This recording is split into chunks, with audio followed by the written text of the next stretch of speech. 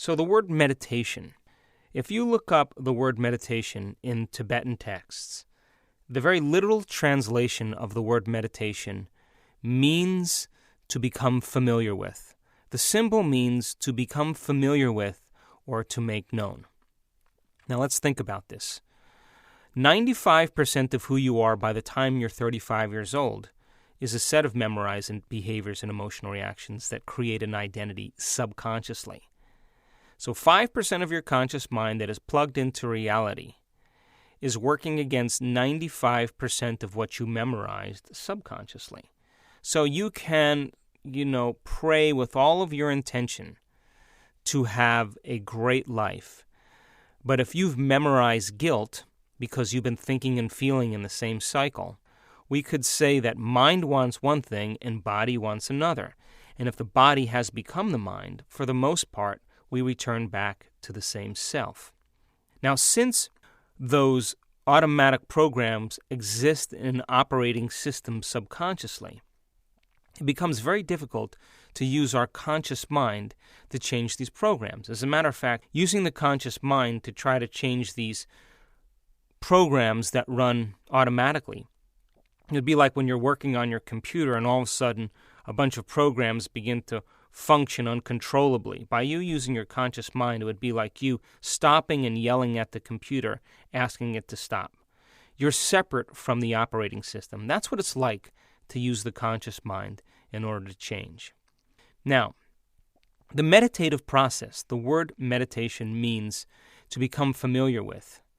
The moment you use that concept called metacognition and you eliminate your external environment, you're no longer picking up all that sensory data from your outer world. You're not seeing people or seeing objects or things. You're not going to places and recognizing familiar associations with your job or your desk, and you're not re-experiencing the same routine behaviors.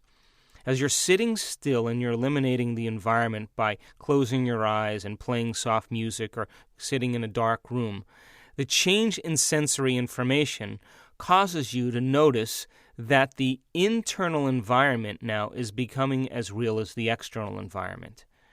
And as you sit there and you're no longer distracted by your external world, it makes sense then that all of a sudden you can notice, pay attention to, observe, or become conscious of those subconscious programs. You can begin to notice your thoughts and pay attention to them to such a degree that they begin to become familiar to you. And as you begin to recognize and see certain impulses, certain cravings, and certain behaviors that your body wants to automatically do and is driven to do them, and you're sitting there and you notice that those behaviors were only to create an emotion to reaffirm an identity of who you thought you were.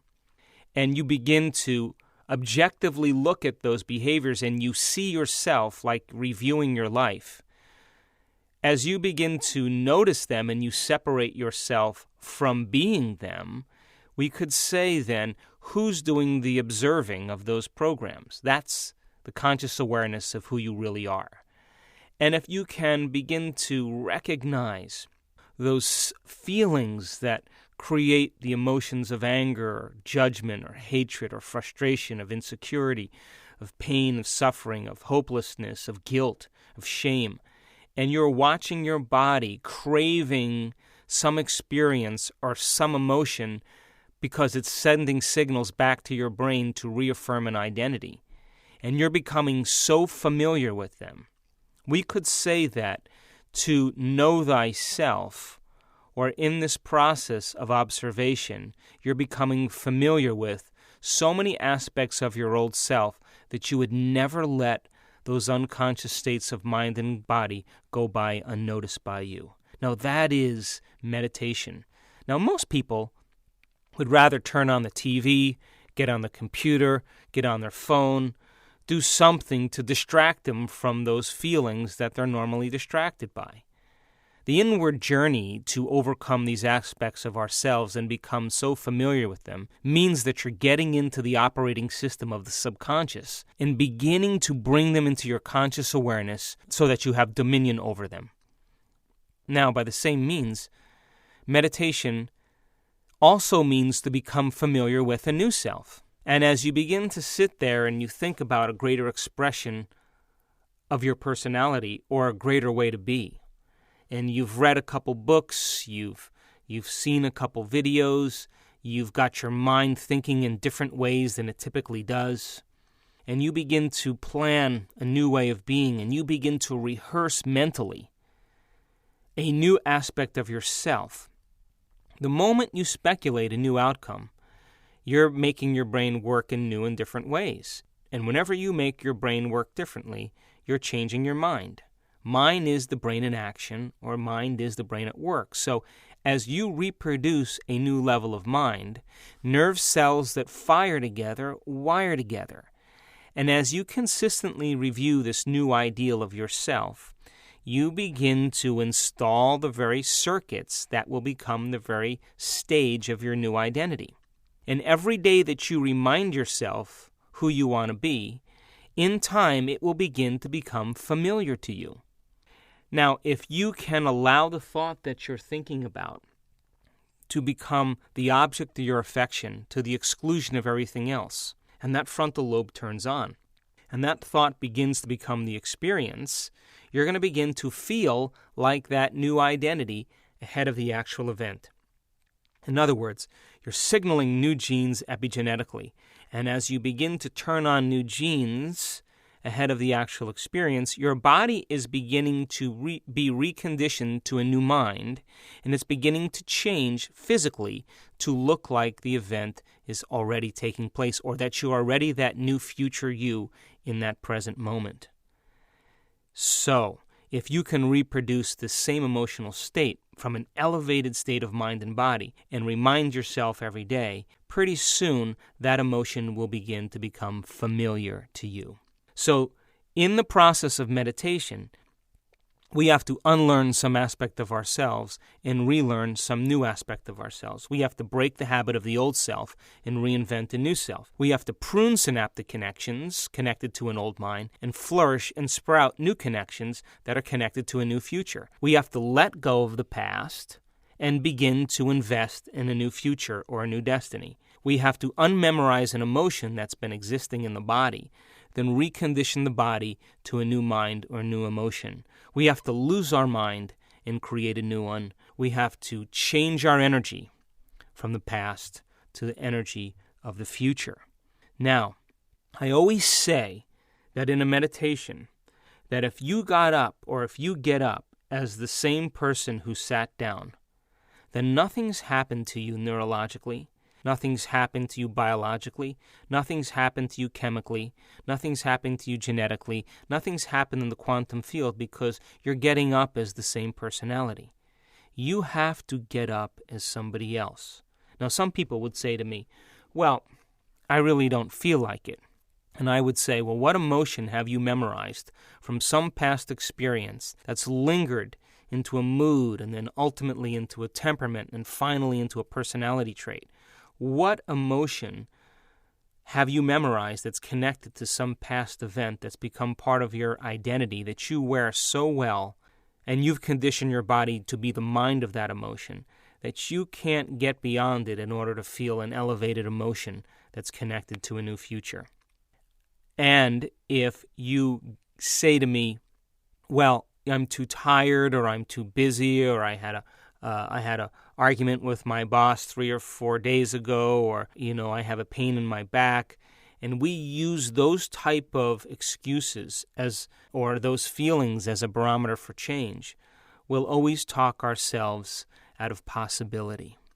So in the meditative state, first getting into the operating system of the subconscious and becoming familiar with those, for example, thoughts, actions, and emotions that make us unhappy, and bring them to our awareness so we have control over them in our waking day, that they don't slip by unnoticed by us, and then to begin to rewire a new mind that's connected to a new personality, that's connected to a new identity, and bring up the feelings of how that identity would feel, is conditioning the body to a new mind.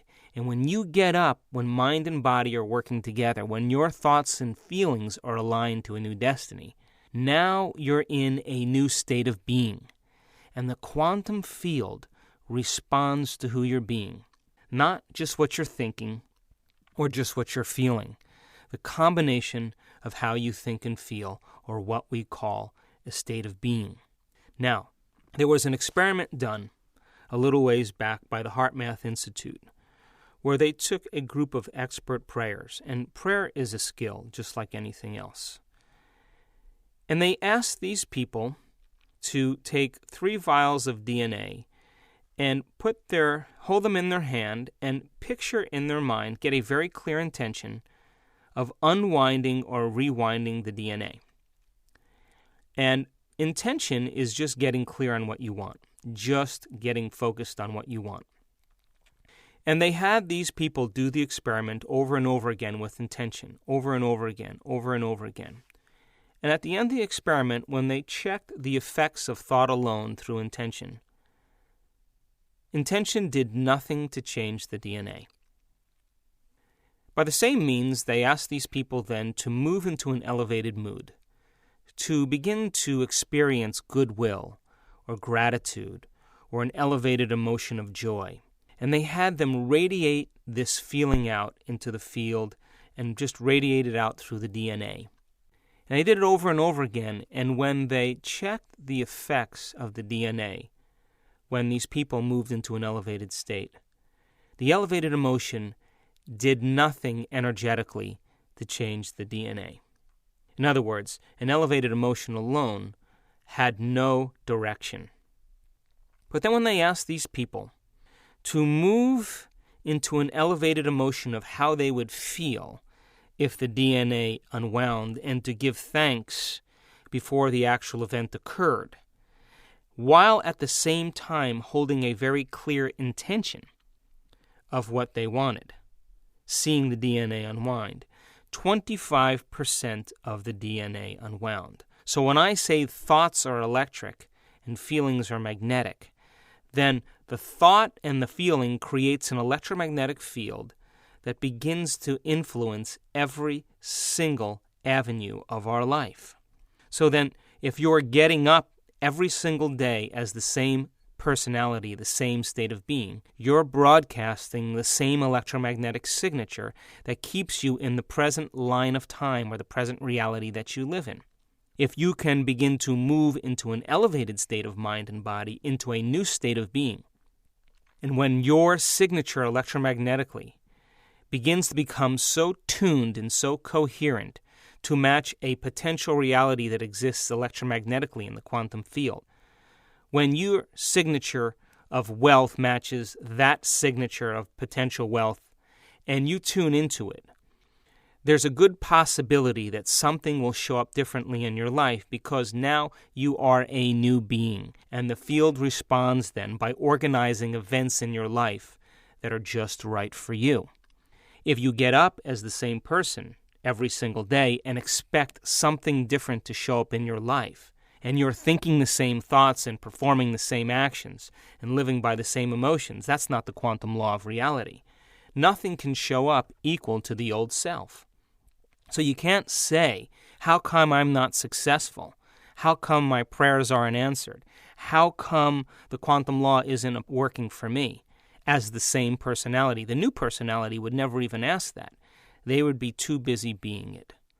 Now, the definition of meditation, according to Sanskrit texts, the word means to cultivate self, to cultivate a new self. So you can imagine these holy men and women, these mystics living in the Himalayas, and they come out of these caves and they come down through the fertile valleys, and there's these farmers working in the valleys there, tilling their crops, and these saints and mystics are performing miracles. They're healing the sick, they're manifesting opportunities, they're changing objective world by their subjective mind. And these simple people say to them, how in the world do you do that? And they say, you have to cultivate self. What that means is you have to dig up the old self and plant a new self.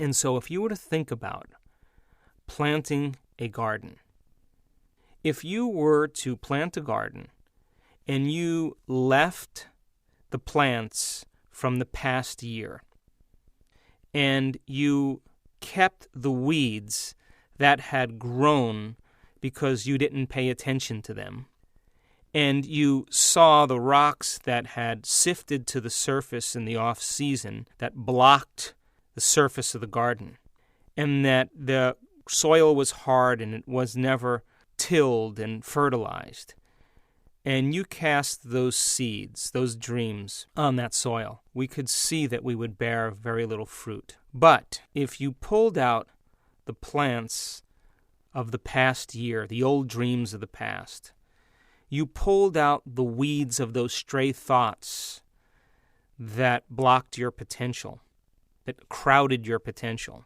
You removed the stones and boulders that got in the way, that blocked who you were. And you began to break the soil down and fertilize it. And now you planted a garden. We could see then that by cultivating up the old self and planting a new self, we would have a very different outcome.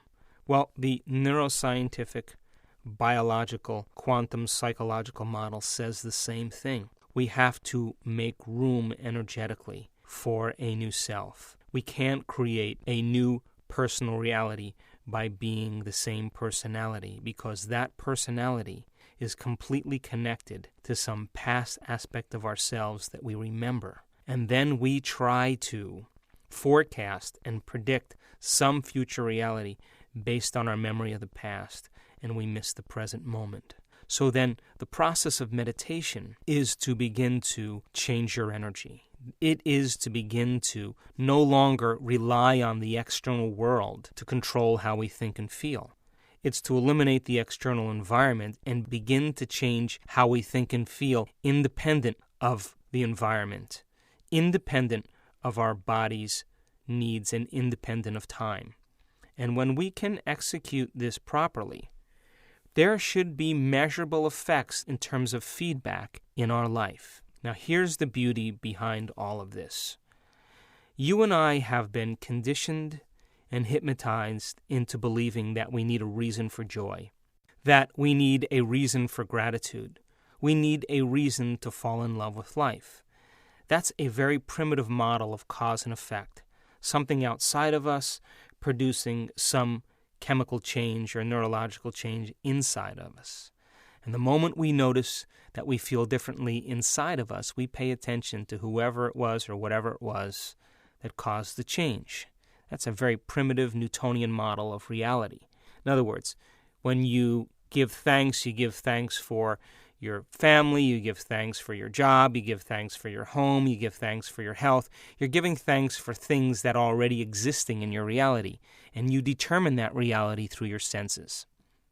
The quantum model says you have to give thanks for the event ahead of the actual event, because when you're in a state of gratitude or in love with your creation, or you're overjoyed with the possibility of how you would feel when it happened, now you are conditioning your body into believing that that future reality is happening to you now. And as the brain and body begin to accept this paradigm, then you're living in that future now. And because there's physical evidence, as changes recorded physically in your body, it means then the event has already happened. And now you can surrender to a greater mind. You can allow the field to organize events in your life in a way that's just right for you.